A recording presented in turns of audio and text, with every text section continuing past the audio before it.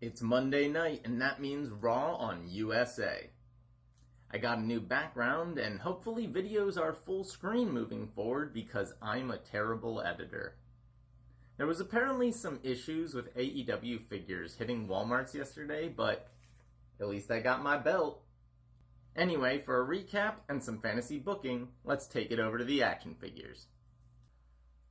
Actually, I don't have any figures to represent any of the wrestlers in this entire first part of Raw, so let's just talk about it. There's a lighting glitch during Tom's introduction. This is a theme for the rest of the night. Apollo Crews comes out to defend his United States Championship. We were supposed to get this match at Extreme Rules. On his way to the ring, the lights briefly go out again. Out comes the Hurt Business. Apollo is announced as the champion, but MVP corrects the official. At the start of the match, there's more lights flickering, which distracts MVP. Still, he's in control for most of the bout, with the Hurt Business at ringside. Kevin Owens is still probably my favorite moveset in WWE, but I really like Apollo's as well. The standing moonsault and shooting star press, power bombs and spine busters, and a splash from the top rope. We get a babyface comeback, and speaking of power bombs, Apollo delivers the sit-down variety for the win. The Hurt Business tries to attack after the bell, but Crews gets away. Backstage after the match, Apollo gives an interview with both belts, talking about how great it feels to be the champion. He references his kids and thanks MVP for the new belt that he paid for. MVP is still out of ringside yelling at commentary about the flickering lights during his match and the general unsafe working conditions here at WWE. He demands a rematch at SummerSlam. Of course, when he wasn't being used, I could find Apollo Crews figures everywhere, but now that he's a champion and I want his figure, I can't find it. The rest of the guys in this segment are all on the list of Optimus for various reasons. So let's fantasy book this. The rumor was that Vince McMahon wanted to revamp the old Nation of Domination, which was a Black Panther-inspired faction from the Attitude Era. However, he balked at this because of the current political climate. That's understandable, but I would say lean into that. Have Apollo lose the championship and turn heel in order to join this faction. Maybe even get the Street Profits involved for a built-in tag team. But instead of being militant, have them be justifiably mad at management. These are all elite athletes, but none of them have titles. They've been denied opportunities, just like in the real world. The best heels are the ones that make a point, and they have the perfect point to make in our modern zeitgeist. A bouncer is standing outside of a door backstage with rock music playing. Commentary mentions that Shane McMahon is here to make an announcement. Sasha and Bayley are being interviewed backstage and bragging about their belts. They refuse to answer if they'll defend any of that gold at SummerSlam. Instead, they roll a video package recapping last week's attack on Kairi Sane. Their package is interrupted by a video of Asuka screaming in Japanese, which finishes in English. Revenge will be very, very sweet. Sasha and Bayley are pissed their video got hijacked. In walks Shayna Baszler. She says that Sasha snaked her way to that title, and she's waited long enough. She nails Sasha in the face with a forearm, knocking her down, and walks away. Backstage, the Iconics want to be guests on the Kevin Owens show, but he tells them that he already has a guest tonight. We get an episode of the Kevin Owens show, but technical issues continue as his mic repeatedly cuts out. Owens introduces tonight's guest, Ruby Riott. Ruby admits that she's had bad luck since coming back, and hasn't won since February. The Iconics have been rubbing salt in that wound, so she finally shut up Peyton Royce last week. She just wishes Liv were there. But KO says she is here. It's her first appearance since June. KO says the Riott Squad had a great thing going until Sarah moved on to a different part of her life. That's a pretty nice way of saying she got canned during a pandemic. He's done a lot of bad things and ruined friendships to advance his career. Looking back, it wasn't worth it. Liv agrees to hear Ruby out. Ruby says when she came back to Raw, everything was different, including Liv. And when Liv beat her twice, she felt like she wasn't needed anymore. That's why she snapped, but it was wrong, and she's sorry. She wants to reform the Riot Squad. Out come the Iconics, who say no one cares, and that Liv should have stayed in the bathtub. A surprising reference. They're burying their own creative. Their mics cut out too. They say they've dominated the tag team division and challenge Ruby and Liv to a match right now. KO asks if their mics can cut out some more, so Peyton slaps him. Was that necessary? Billy slaps him too. Ladies, a little help. The Riot Squad chumps the Iconics. KO's on commentary for the match. It's a short one, ending with a surprise roll-up. The Iconics attack Liv after the bell, but Ruby makes the save. They do a double team on Billy and indicate that the Riot Squad are officially back together. As you can see, I have a Ruby and a Sarah Logan, but I never found a Liv Morgan. Still, if I did find her, she's one of my favorites, so I definitely get it. Ruby has always been one of my favorites too because of her punk aesthetic and awesome entrance music. I really hope this leads to a push for her beyond just the tag team with Liv, although that will be fun in the meantime. Backstage, Charlie Caruso seems to have found the source of all these technical problems. Some boxes fell over? We talking about boxes? We talking about boxes. Rumor is that this was no accident. MVP claims that he only lost his match because of the glitches. He's told that Apollo Crews has accepted his challenge for SummerSlam. Shelton Benjamin rushes in, saying someone stole his 24/7 title. They head to the ring to teach someone a lesson. Drew McIntyre cuts a promo saying he's learned his lesson about how dangerous Randy is when provoked. He says he and Randy are the same. Vince looked at both of them as chosen ones.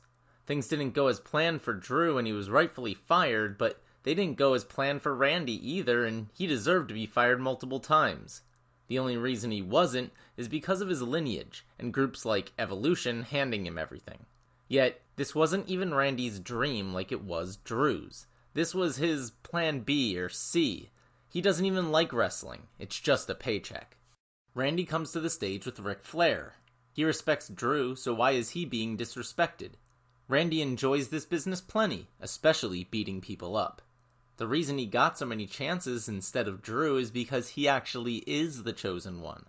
How about Drew comes up with an original criticism about Randy for a change? Oh, you want Drew to shoot? Drew thinks Randy represents everything wrong with the WWE. On the last Ride documentary, we saw The Undertaker lift up Randy at his low point. When has Randy lifted up anyone? He doesn't pass on his knowledge to the young guys. When Drew looks at Randy, he doesn't see someone that the boys in the back respect, he sees a selfish prick. So he's going to cash in all those receipts on Randy at SummerSlam. This was a great promo. No need to fantasy book. I really like how Randy, kinda like Lesnar, is putting over Drew strong. Ironically, he's doing exactly what Drew is accusing him of not doing. With Randy's history of dominance, it lends instant credibility to Drew's title reign if he wins at SummerSlam. And if the long-term plan is to have a third match between Edge and Randy, then this is a perfect bridge while Edge heals up. Back in catering, Ric Flair runs into KO. Ric's been following his career and everyone loves him, but he thinks KO is turning into a guidance counselor.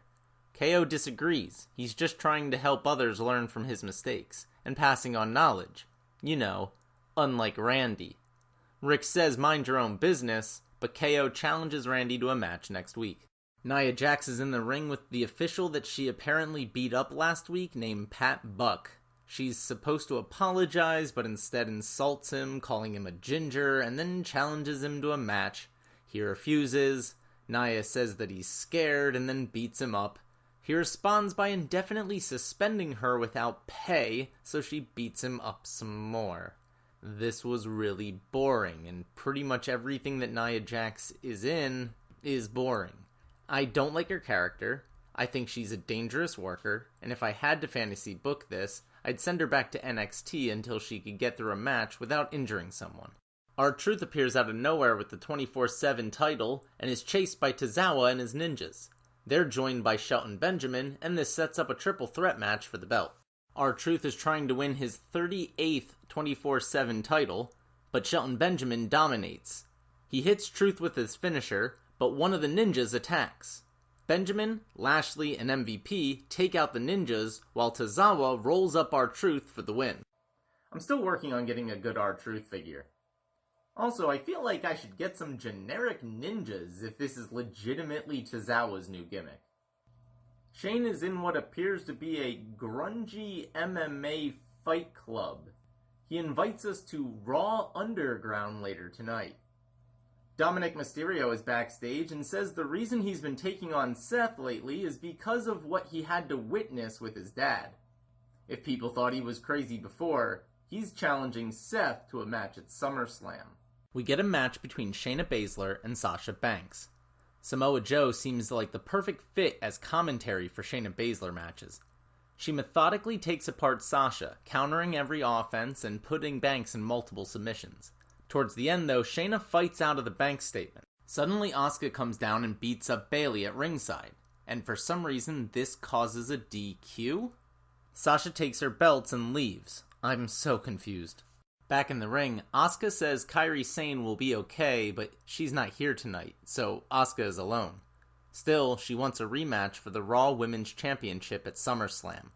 Shayna interrupts and says she'll be rooting for Asuka to beat Sasha because afterwards, she plans to dismember Asuka and take the title for herself. Sasha comes back out to the stage and says Asuka can have her title shot at SummerSlam, but only if next week Asuka can beat a former NXT Women's Champ and member of the Four Horsewomen, implying Shayna, but she actually means Bayley. What a great twist. I think I like where this is going. It's very similar to what I fantasy booked where Asuka has to save the women's division from these two.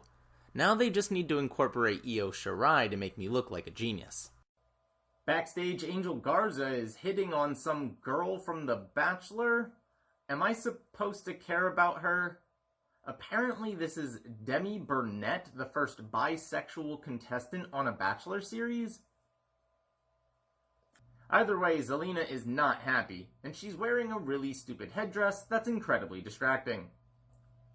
We finally get taken to Raw Underground, Shane's private fight club where anything goes.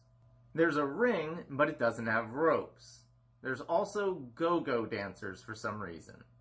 Shane introduces Dama Keto, formerly Babatunde, a 7-foot monster from the Performance Center, who beats the crap out of some jobber. Another jobber comes out of the crowd and doesn't fare any better. The Street Profits come out and cut a promo talking shit on Angel Garza and Andrade. Montez Ford takes a drink from his cup, but makes a face as if it tastes bad. We get back-to-back matches. The first is Angelo Dawkins vs. Angel Garza. Not long into the match, Montez Ford collapses by the commentary desk, which distracts Angelo. Garza takes advantage to get the win. There's no explanation given for Montez. After a commercial break, Montez takes on Andrade, still looking dazed. He fights back, hits a dive, gets pumped up, then collapses again. In the locker room, Murphy is being forced to watch the footage of him blinding Aleister Black. Seth says that he did the right thing. Murphy wants to know if Seth will accept Dominic's challenge. He thinks it's ridiculous because Dominic has never wrestled and isn't a WWE superstar. Seth smirks and walks off. Back at Raw Underground, Eric of the Viking Raiders destroys a jobber this time. Samoa Joe seems to like this idea. I'm not so sure. I think there is a good idea buried somewhere in all of this, but Shane McMahon is the worst pick to lead it. He's going to instantly turn people off from the start, and he made it feel corny instead of cool and gritty. My money says that this is quietly canned within a few weeks, tops. Charlie Caruso gives us an update on Montez Ford. Zelina's boys are only concerned with how this impacts the tag team titles at SummerSlam. Angelo comes out of the trainer's room and says it looks like Montez was poisoned, so that's what was in the cup. Bianca Belair comes out next saying she knows one of these three poisoned her husband and gives them a chance to fess up. Zelina denies it, but gets attacked by Bianca. Bianca Belair's sassy black girl attitude here was so good. I honestly didn't like it in NXT, but it really fits here on the main roster. For example, the way she does the whole while taking off her earrings before attacking Zelina Vega was classic. And her Twitter response to all of this was perfect. I cannot wait to get her figure. We're shown some security camera footage of what appears to be a group of people in all black setting fire to an electrical transformer. Apparently, this is who's been messing with stuff all night. And this is the rumored faction that's supposed to be returning. Yeah, I'm not impressed so far, but I do love factions, so I'm cautiously optimistic. Now the Hurt Business is all dressed up. Charlie Caruso points out that their night isn't going too well so far. They complain about all the craziness happening tonight, calling it sabotage. Shelton Benjamin thinks that there's a link to Raw Underground, and this gives MVP an idea. We get a recap of Seth versus Ray as Seth comes to the ring with Murphy. He turns his attention to the commentary desk and asks if Tom Phillips considers himself a professional. Tom looks terrified. Seth says Tom cheered for Dominic last week as he was getting beat with a kendo stick. And as the voice of Monday Night Raw, what he says matters. It's his job to call things down the middle and not be biased. Seth says Tom has become a liability and then gets in his face. Samoa Joe stands up saying, that ain't gonna happen. He's not gonna let Seth bully his broadcast partner. Seth can get back in the ring, or Joe will whoop both of these guys, because if Seth thinks Tom was laughing hard, Joe was laughing harder than anyone at the table. And in case it's not clear, Joe wants to do this. He goes to confront Seth and Murphy, who are in the ring with chairs. Dominic comes out of nowhere with a kendo stick and starts wailing away. He hits a spinebuster, a drop kick, a 619, and a big splash to chase off the heels. Seth accepts the challenge at SummerSlam. I'm using Rey Mysterio to represent Dominic. I'm sure you'll get over it. In the final segment of Raw Underground, Dolph Ziggler is showing off his amateur wrestling skills. The Hurt Business walks in and declares that this is all under new management. They're in charge now, and they're looking for a fight. Bobby Lashley takes out a jobber, MVP picks another one out of the crowd to beat up, and Shelton Benjamin takes on a really big guy but ground and pounds him. Then they beat up everyone else at ringside. Shane is impressed and relinquishes control, then runs off. Well, wasn't that episode a roller coaster? I feel like WWE, or at least whoever booked this, thinks that this was amazing. But so many things just didn't click for me. There were tons of things that I just don't care about, and I don't know why I'm supposed to care about. There was too much secrecy and whodunit angles without any payoffs. There was some interesting stuff, I guess, but this episode was just too all over the place for me. So here's how I would have fantasy booked tonight. I would have revealed who this secret faction is by the end. I wouldn't have left it on a cliffhanger. And honestly, I wouldn't have done Raw Underground. This was something that Shane apparently pitched like 20 years ago, and he finally got his wish. I didn't like it because it was so obvious that these supposed shoot fights were actually just works. And the go-go dancers were a cheap appeal to sex. The whole thing turned out cringy, so I just scrap it. Instead, and I know this would be controversial, but I'd like to see faction warfare. And yes, possibly on racial lines.